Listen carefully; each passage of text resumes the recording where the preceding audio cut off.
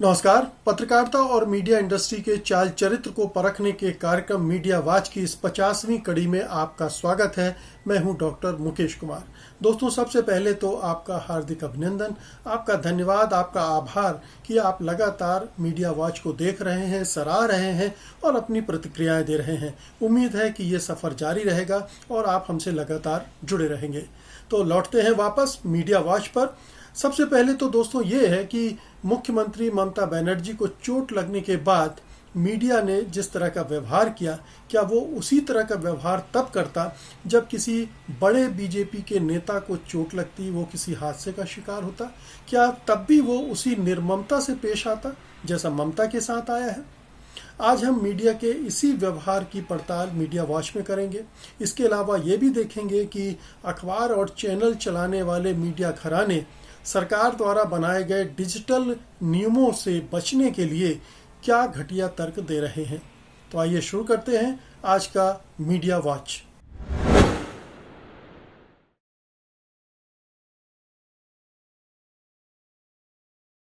दोस्तों, मीडिया से उम्मीद की जाती है कि जब किसी को चोट लगेगी, कोई हादसे का शिकार होगा, तो उसके साथ थोड़ा हमदर्दी से पेश आएगा, थोड़ा सहानुभूति दिखाएगा, ना कि उसका मजाक उड़ाने लगेगा, उसकी खिल्ली उड़ाने लगेगा। जैसा कि हमने देखा कि पश्चिम बंगाल की मुख्यमंत्री ममता बनर्जी के साथ हादसा होने के बाद हमारे मीडिया का व्यवहार क्या था।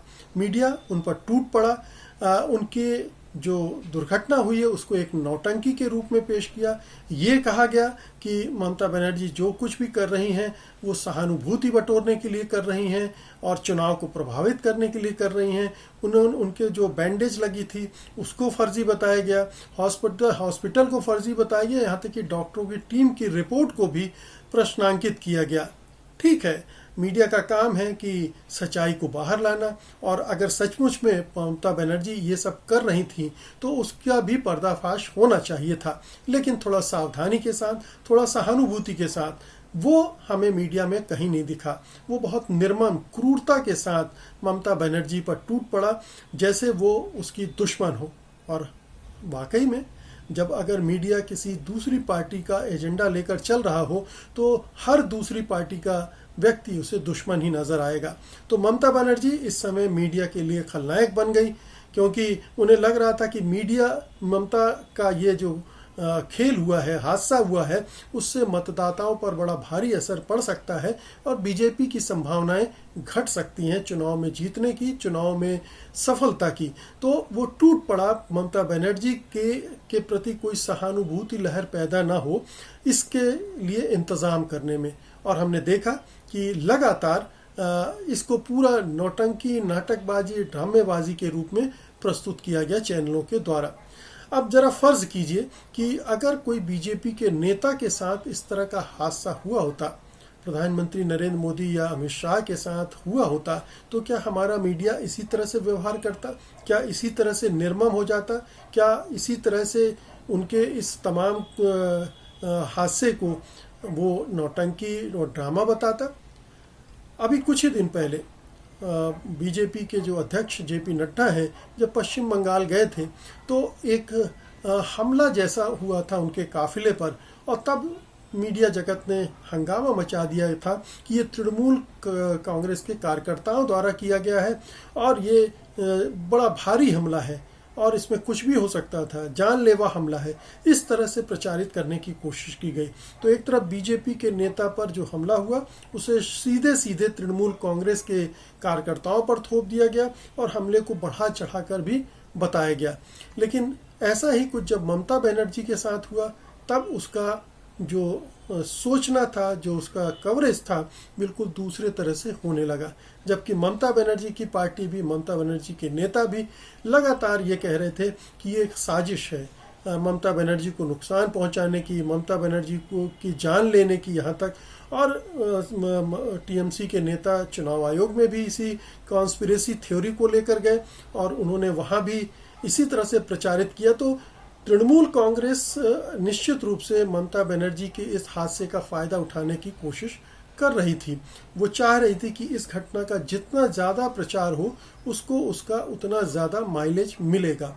और ममता बनर्जी की पॉलिटिक्स भी थोड़ा सा ड्रामा और नाटकबाजी से जुड़ी रही है। वो लगातार इस तरह की चीज़ें अतीत में भी करती रही हैं और उसको प्रचारित करती रही हैं लोगों की सहानुभूति बटोरने के लिए।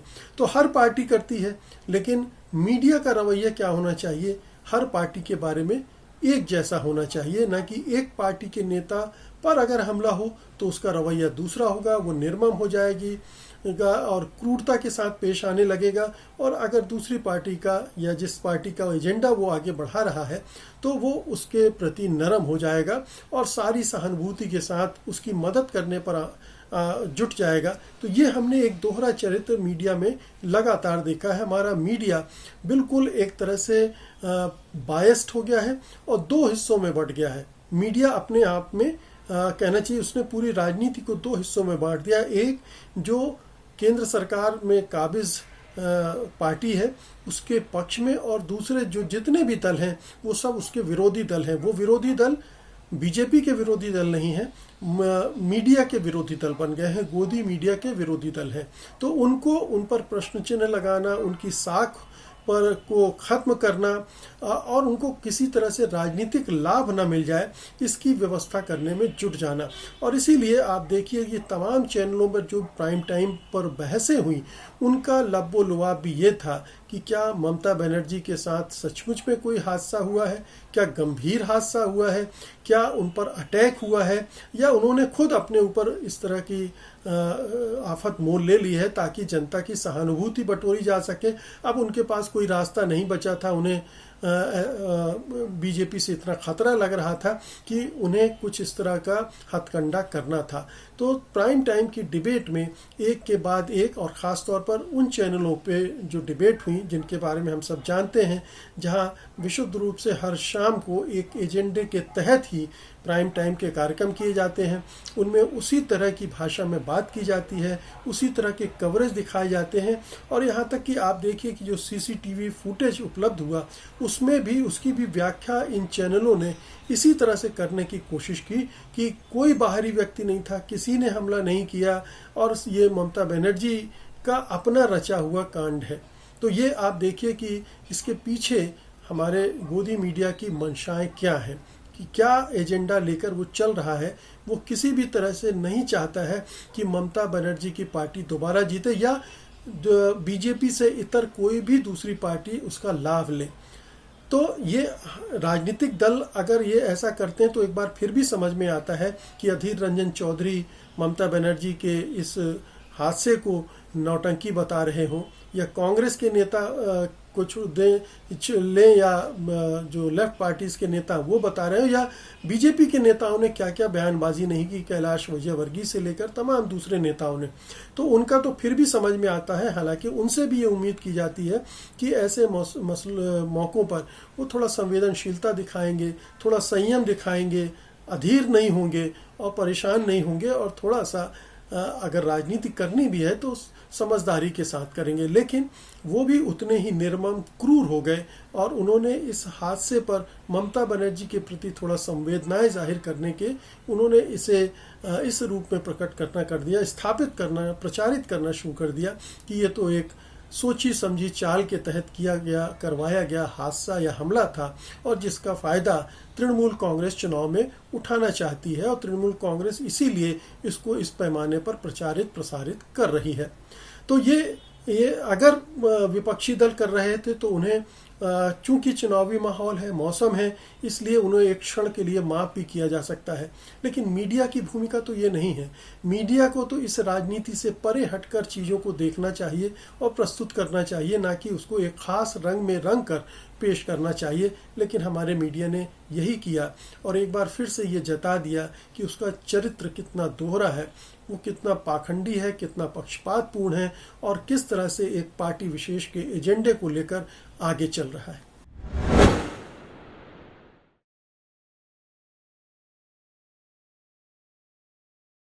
दोस्तों, ये ऐसा समय है जब पूरी मीडिया इंडस्ट्री को मीडिया घरानों में काम करने वाले पत्रकारों को या जो स्वतंत्र पत्रकार हैं उनको भी, और जो पत्रकारों के संगठन हैं उन सबको मिलकर एकजुट होकर सरकार पर दबाव बनाना चाहिए कि वो ऐसे नियम कानून न बनाए जिससे मीडिया की स्वतंत्रता पर पाबंदी लगती हो, अभिव्यक्ति की स्वतंत्रता पर पाबंदी लगती हो, क्योंकि हम लगातार देख रहे हैं कि उसमें गिरावट आ रही। तमाम राष्ट्रीय अंतर्राष्ट्रीय संगठन हमें बता रहे हैं कि भारत में मीडिया की स्वतंत्रता लगातार कम होती जा रही है। और ऐसे में अगर मीडिया इंडस्ट्री ही, मीडिया उद्योग जगत ही और मीडिया कर्मी ही एकजुट नहीं होंगे तो सरकार को तो और भी मौका मिल जाएगा मीडिया को बांटकर अपनी मनमाने ढंग से नियम कानून थोपने का और उसको नियंत्रित करने का। और हम यही होता हुआ देख रहे हैं। ऐसा लग रहा है कि सरकार मीडिया इंडस्ट्री को कई हिस्सों में बांट रही है और मीडिया इंडस्ट्री भी इसके लिए बंटने को तैयार है। मीडिया इंडस्ट्री के अलग अलग हिस्से अपने अपने लाभ को देखते हुए, फायदे को देखते हुए एजेंडे को आगे बढ़ा रहे हैं। अब जैसा कि आप जानते हैं कि भारत सरकार ने डिजिटल मीडिया को कंट्रोल करने के लिए, नियमन करने के लिए उसका बहुत सारे नियम कानून बना दिए हैं। वो बहुत सारे उलझे हुए नियम कानून हैं और जो खास तौर पर जो न्यूज़ पोर्टल हैं, डिजिटल न्यूज़ है, उसको नियंत्रित करने के लिए उसने जो नियम बनाए हैं वो तो पूरी इंडस्ट्री को चौपट करने वाले हैं। तमाम जो छोटे छोटे न्यूज़ चैनल हैं यूट्यूब पर या अपने पोर्टल हैं, उन सबको बंद करने का उनका एक तरह से डेथ वारंट है, उनको खत्म करने का एक तरह से ऐलान है सरकार की तरफ से। और ज़रूरी हो जाता है कि ऐसे में तमाम मीडिया संस्थान एकजुट होकर सरकार को कहें कि ये हमें मंजूर नहीं है, ये नहीं चलेगा। और ताज्जुब की बात यह है कि चूंकि बड़े बड़े मीडिया घराने भी इस नियम कानून के दायरे में आ रहे हैं, फंस रहे हैं, तब भी वो इस बात को नहीं देख रहे हैं, बल्कि वो अपने लिए एक अलग रास्ता निकाल रहे हैं।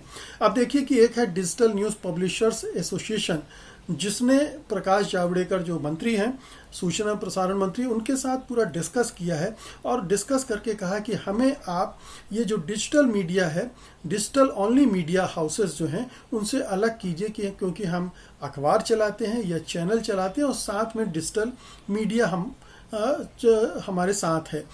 तो हम केवल डिजिटल मीडिया वाले लोग नहीं हैं, इसलिए हमको अलग से ट्रीट कीजिए। और जो केवल डिजिटल प्लेटफॉर्म चला रहे हैं वो अलग लोग हैं, उनको अलग से ट्रीट कीजिए। अब ये दो अपने को डिजिटल मीडिया पोर्टल से अलग करना, ये एक तरह की चाल है। चाल ये है कि हम पारंपरिक माध्यमों में काम करते हैं, अखबार और टेलीविज़न चैनल चलाते हैं और जो कंटेंट वहाँ है वही हम अपने डिजिटल प्लेटफॉर्म पर डालते हैं, जबकि ये सच्चाई नहीं है। ये एक झूठा तर्क है, घटिया तर्क है। सच्चाई ये है कि चाहे वो अखबार हो और चाहे न्यूज़ चैनल हो, जितनी खबरें वो अपने अखबार या न्यूज़ चैनल पर दिखाते हैं उससे कई ज़्यादा गुना खबरें अपने डिजिटल प्लेटफॉर्म पर, सामग्री अपने डिजिटल प्लेटफॉर्म पर डिस्प्ले करते हैं, प्रस्तुत करते हैं और उसके बड़े रीडर्स हैं, तो उनका अनुपात भी ज़्यादा है और उनका पेश करने का ढंग भी अलग है। उनमें दोनों के कंटेंट को अगर आप कंपेयर करेंगे, अखबार के और उनके डिजिटल पोर्टल के या न्यूज़ चैनल के और उनके डिजिटल प्लेटफॉर्म के, तो आपको पता चलेगा दोनों में बहुत बड़ा फ़र्क है। लेकिन वो इस तर्क के आधार पर अपने को अलग कर रहे हैं ताकि वो इन नियमों से जो बनाए हैं सरकार ने डिजिटल मीडिया को कंट्रोल करने के लिए बच जाएं और जो डिजिटल पोर्टल चलाने वाले लोग हैं वो उनसे सरकार अलग से निपटती रहे। तो जाहिर है कि ये जो केवल डिजिटल मीडिया पर काम करने वाले मीडिया संस्थान हैं या इंडिविजुअल्स हैं, वो अकेले पड़ जाएंगे और उनको कुचलने में, उनको दबाने में सरकार को आसानी हो जाएगी और मीडिया जो बड़े घराने हैं वो बच निकलेंगे। देखिए, इस मीडिया घरानों में तमाम बड़े जो बात की है प्रकाश जावड़ेकर से, उसमें India today, Dainik Bhaskar, Hindustan times, Indian express, the times of India, ABP, Eenadu, Dainik Jagran और लोकमत जैसे चाहे वो मीडिया संस्थान हो, अखबार निकालने वाले या न्यूज़ चैनल, ये सब शामिल हैं और इन्होंने अपनी एक अलग तरह से एक रणनीति बना ली है। डिजिटल मीडिया में भी कई तरह के संगठन हैं, वो भी अपनी अपनी खिचड़ी पका रहे हैं। जो सरकार से साथ चलना चाहते हैं, सरकार की हाँ में हाँ मिलाना चाहते हैं, वो सरकार के साथ खड़े हो गए हैं। और जो मानते हैं कि मीडिया की आज़ादी ज़रूरी है, डिजिटल मीडिया को बचाना ज़रूरी है और सरकार की ये नियमन जो हैं ये बहुत ख़तरनाक हैं, क्योंकि ये मोटे तौर पर पूरी आज़ादी जो हमारी है उस पर ही लगाम लगाते हैं। तो वो इसके विरोध में सक्रिय हैं, बल्कि कोर्ट में भी गए हैं। द वायर तो उस कोर्ट में भी चला गया। इसी तरह से न्यूज़ लाइव नाम की एक जो वेबसाइट है, लाइव लॉ नाम की जो वेबसाइट है, वो कोर्ट में चली गई है और उसको चैलेंज किया है। तो एक लड़ाई इधर लड़ रही है। अब ये टुकड़ों में लड़ाई को बांटना इन मीडिया घरानों द्वारा बहुत ही खतरनाक प्रवृत्ति है। ये इससे और किसी को नहीं, सरकार को ही फायदा होगा, क्योंकि टुकड़ों टुकड़ों में बटे इंडस्ट्री को वो अलग अलग से डील करेगी और उनको दबाने में आसानी से कामयाब हो जाएगी। तो संगठन में शक्ति होती है और विघटन में जो दूसरा शक्ति का फायदा उठाने वाला होता है वो फायदा उठाएगा। यही नौबत आती हुई दिख रही है। चेतना चाहिए मीडिया इंडस्ट्री को और एकजुट होना चाहिए। तो दोस्तों, ये था आज का मीडिया वाच। उम्मीद है कि आपने इसे पसंद किया होगा और आप इस वीडियो को लाइक भी करेंगे और बड़े पैमाने पर शेयर भी करेंगे। मैं आपसे ये भी गुजारिश करूंगा कि अगर अभी तक आपने डीबी लाइव को सब्सक्राइब नहीं किया है तो कृपया ये काम फौरन कर डालें। और अब मुझे अनुमति दीजिए, अगले शनिवार को आपसे फिर मुलाकात होगी। तब तक के लिए नमस्कार।